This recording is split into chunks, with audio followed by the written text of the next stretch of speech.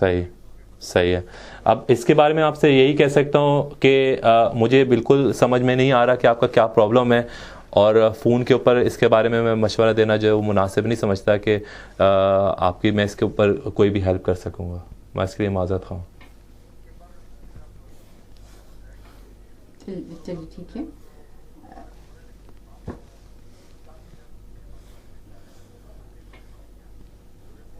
जी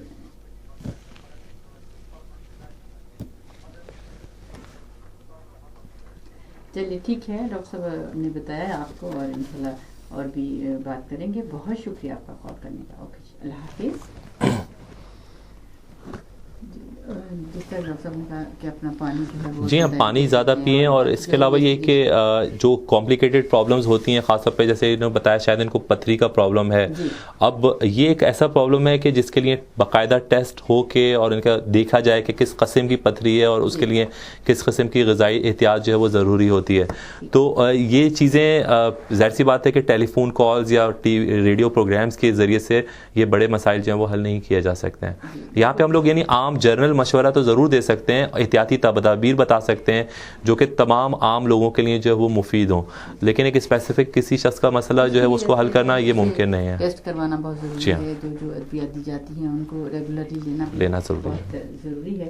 और ख़ासतौर पर पानी की जब बात करते हैं तो वो तो हम हर एक को पीना है, मगर अगर ऐसा कोई मसला है तो फिर ज़्यादा पीना चाहिए।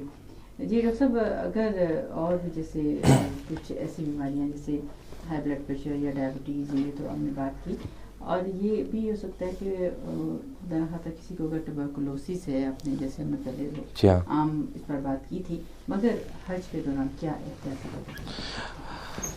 इसके अंदर कुछ यानी इसके अंदर पहली जो चीज़ यही है कि अगर उनका इलाज जो है अभी शुरू हुआ है और उसको जो है वो 2 महीने से कम हुए हैं, तो यानी उनको शायद इस साल जो है वो नहीं जाना चाहिए, क्योंकि अगर वो चेस्ट की वजह से यानी फेफड़ों की बीमारी है ट्यूबरकुलोसिस की, तो वो जरासीम जो है वो अभी यानी पूरी तरह से मरे नहीं होते हैं और वो दूसरी लोगों को जो है वो लग सकते हैं। तो उनको तो मेरा मशवरा है, लेकिन अगर किसी को 2 महीने से ज़्यादा हो चुके हैं दवाइयाँ खाते हुए, तो वो अपनी यानी रेगुलरली जैसे कि सारे लोग होते हैं वैसे ही बिल्कुल जाके हज कर सकते हैं। टेस्ट ज़रूर करवाया जाता है 2 महीने के बाद भी, और उसके अंदर जो है वो मालूम होता है कि अब जो है इस वक्त इनको जरासीम आ रहे हैं ट्यूबरकुलोसिस के या नहीं।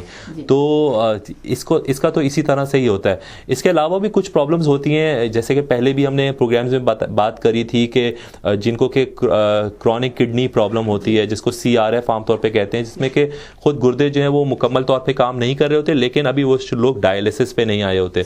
उन लोगों को ख़ास तौर पर जो है मैं ये कहूँगा कि वहाँ जाके अपनी दवाइयाँ लाजमी तौर पर खाते रहें, पानी का इस्तेमाल जिस तरह से डॉक्टर्स बताते हैं उसी तरह से करते रहें, और अगर ज़रा सा भी उनको कोई दिक्कत पेश आती है या उनको लगता है कि वो उनकी मुश्किल बढ़ रही है या पेशाब कम हो रहा है उनको, तो वो फौरी तौर पर वहाँ पर जो है वो जाके और देख सकते हैं। आपको मैं ये भी बताऊं कि वहाँ पर इवन डायलिसिस के मरीज़ भी हज करते हैं और वहाँ पर इसका इंतज़ाम है, लेकिन उसके लिए जाहिर सी बात है कि पहले से सऊदी गवर्नमेंट को मालूम होना चाहिए कि ये मरीज़ भी यहाँ पर हज करने के लिए आ रहे हैं, ताकि उनका वहाँ पर जो है वो रेगुलर इलाज चलता रहे। तो एक और कॉल चलेंगे अपने। हेलो, अस्सलाम वालेकुम। अस्सलाम वालेकुम। वालेकुम अस्सलाम। जी, क्या पूछेंगे? जी जी जी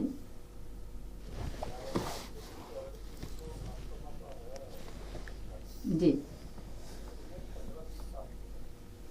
अच्छा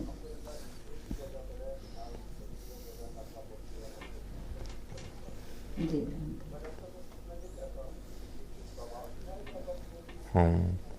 सही है। देखें, जो अभी तक जितनी तहकीक हुई है उसके लिहाज से जो सबसे मुफीद दवा और जिसका कि नुकसान सबसे कम है वो है उसका ताल्लुक़ है वो तो इन्हेलर्स ही हैं। इसके अलावा खाने की भी गोलियां मौजूद हैं, मगर अगर आप किसी ऐसी दवा की तलाश में है जिससे दमा जड़ से उखड़ जाए और दोबारा ज़िंदगी में कभी ना हो, तो इस तरह की दवा का मुझे इल्म नहीं है। और कोई भी डॉक्टर जो है वो कोई भी डॉक्टर जो है वो इसका क्लेम नहीं करता कि वो कोई जड़ से उखाड़ सकता है दमे का मर्ज। हाँ, ये ज़रूर मैं आपसे कहूँगा कि हो सकता है साल में या 2 साल में जाके आपको एक मरतबा चंद दिनों के लिए प्रॉब्लम हो, तो वो तो नज़ला ज़ुकाम भी हो ही जाता है इंसान को एक आध दफ़ा। तो उसमें जो जिन चीज़ों से कि ये ट्रिगर होता है, मिसाल के तौर पर धूल, मट्टी, धुआं, जो मुख्तलिफ खुशबुएँ तेज़ और यानी इस तरह की जो जी हाँ जी हाँ, वो आपको खुद अब 15-20 साल में मालूम हो गया होगा कि मसलन सिगरेट के धुएं से और इन चीज़ों से, तो अगर आप उनसे मुकम्मल तौर पे एहतियात करें तो मैं कहता हूं कि सिर्फ यही जो है ना वो सबसे बड़ा इलाज है, और आपको शायद फिर किसी भी दवा की ज़रूरत ना पड़े। जी फरमाइए। जी सर। जी जी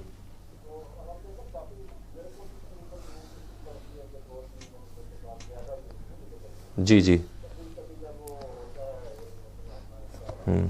अब आप सवाल क्या करना चाहते हैं?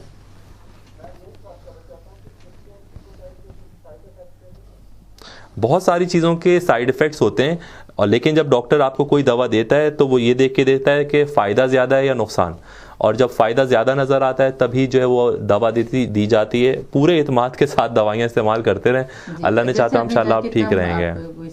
और आपको जब इतना इस्तेमाल ही नहीं करना पड़ता तो सबसे सेफ़ दवा आप बाहर इस्तेमाल कर रहे हैं, इतना मैं आपको ज़रूर बता सकता हूँ। शुक्रिया। शुक्रिया बहुत। और डॉक्टर साहब एक आंखों के भी पास मसाइल हो जाते हैं, वो भी पूछना चाहिए। देखिए, उसमें एक चीज़ जो बहुत ज़्यादा वहाँ पे देखने में आती है, आशोब चश्म जिसे उर्दू में कहते हैं, या अंग्रेज़ी में उसको कंजंक्टिवाइटिस कहते हैं, या आंखों का आना या आंखों का बहना, ये सारी चीज़ें कहते हैं। तो उसके अंदर वो एक वायरल इन्फेक्शन है, ठीक है। अगर किसी को होता है, ये तो नहीं कि आम ख्याल किया जाता है कि शायद गर्मी बहुत है, गर्मी की वजह से आपकी आंखें जो है रेड हो गई हैं, या ये कॉन्सेप्ट कुछ क्या है? देखें, आमतौर पे जो कंजंक्टिवाइटिस है जिसमें कि आंखें बहना शुरू हो जाती हैं, कीचड़ आना शुरू होती है, वो इन्फेक्शन होता है, वायरल इन्फेक्शन होता है, और उसके ऊपर सुपर एडेड यानी ऊपर से शायद बैक्टीरियल इन्फेक्शन भी हो सकता है, लेकिन आमतौर पे होता नहीं है। उसके अंदर सिर्फ और सिर्फ एहतियात ये करनी होती है कि आप धूप से बचें ताकि मज़ीद आंखें लाल ना हो, और अपने जो जिस चीज़ से भी आंख पहुँच रहे हैं उसको प्रॉपरली जो है वो आप डिस्पोज करें, उसको जो है वो यानी ख़त्म करें उसको, वरना ये वायरस दूसरों को लग सकता है, ठीक है। अगर आप कोई चीज़ आंखों को किसी कपड़े से मसलन पोंछ रहे हैं तो वो डेफिनेटली कोई और जब इस्तेमाल ना करे।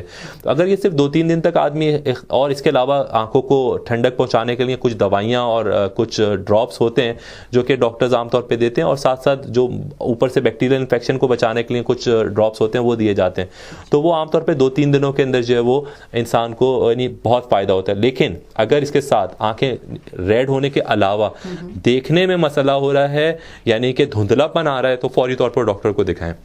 इसका मतलब ये सिर्फ कंजंक्टिवा का प्रॉब्लम नहीं है बल्कि कॉर्निया का भी प्रॉब्लम आ रहा है, ठीक है। तो वो उसके लिए अगर धुंधलापन आ रहा है आंखों के अंदर तो फिर जो है फौरी तौर पे डॉक्टर को दिखाएं। इसका मतलब ये कि आगे कोई और प्रॉब्लम है और उसके लिए अलग टेस्ट करके और उसको देखना पड़ता है। और उसके अंदर यही होता है कि काले चश्मे जो है वो धूप से चूँकि बचाते हैं, लिहाजा उसका एक ठंडक का एहसास होता है और उससे यानी आराम इंसान को जो वो महसूस होता है। तो आमतौर पे 2 से 3 दिन के अंदर ये प्रॉब्लम जो है वो सॉल्व हो जाती है। इसी तरह से जो स्किन प्रॉब्लम्स हैं वो भी खारिज का प्रॉब्लम है या ये इसके बीज वगैरह है, और खैर इसका मैं पहले आपको जिक्र कर दूं, ये प्रॉब्लम भी अनहाइजेनिक कंडीशंस या सफाई का ख्याल सही तरीके से ना रखने की वजह से होते हैं, और ये लगने वाली बीमारी है। अगर ये है और डॉक्टर डायग्नोज करता है, अगर पहले से है तो डेफिनेटली यहीं से इलाज हो सकता है। लेकिन अगर वहाँ जाके भी होता है तो आप ये याद रखें कि आप अगर सिर्फ अपना इलाज कर लें तो आप बहुत सारे लोगों को जो है वो इससे बचा सकते हैं। एक दुश्वारी होती है और उसका भी जिक्र करना जो है वो शायद ज़रूरी है, वो ये होती है कि वहाँ पर जुओं का प्रॉब्लम काफ़ी मैंने देखा, ठीक है। वो इस वजह से कि बहुत करीब करीब लोग रह रहे होते हैं और सफाई का प्रॉपर ख्याल नहीं रख रहे होते, और उसकी वजह से अगर खुदा ना खास्ता किसी के जुएं हैं तो वो फिर पूरे कमरे के अंदर जो है ना वो प्रॉब्लम करती है। और आपको खुद आइडिया होगा कि जो लोग एहराम की खास तौर पे हालत में होते हैं उनको खुजाना और बाल ना टूटे और एहतियात करना, वो ये सारी प्रॉब्लम्स वो होती हैं जो कि वहाँ जाके आपको महसूस होता है कि जिसके ऊपर कंट्रोल करना बहुत मुश्किल हो जाता है। तो इन चीज़ों का पहले से अगर एहतियात कर